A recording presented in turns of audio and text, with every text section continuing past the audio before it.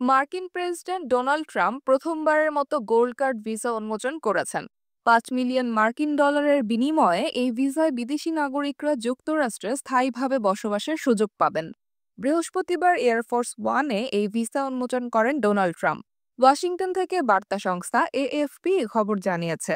Gold কার্ডে ট্রাম্পের মুখমণ্ডল ও দ্য ট্রাম্প কার্ড লেখা একটি প্রোটোটাইপ রয়েছে।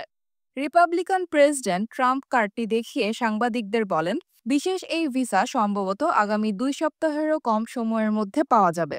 তিনি বলেন, আমি প্রথম ক্রেতা। এর আগে ট্রাম্প বলেছিলেন, নতুন এই কার্ড ঐতিহ্যবাহী গ্রিন কার্ডের একটি উচ্চ মূল্যের সংস্করণ।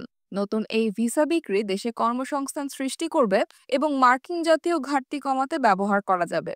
সাবেক রিয়েল স্টেট ধনকুবের ট্রাম্প তার দ্বিতীয় মেয়াদে ক্ষমতায় আসার পর যুক্তরাষ্ট্রের লাখ লাখ অনিবন্ধিত অভিবাসীদের নির্বাসনে পাঠাচ্ছেন। তিনি বলেন, এই নতুন কার্ড উচ্চ মূল্যের মার্কিন নাগরিকত্ব লাভের পথ তৈরি করবে।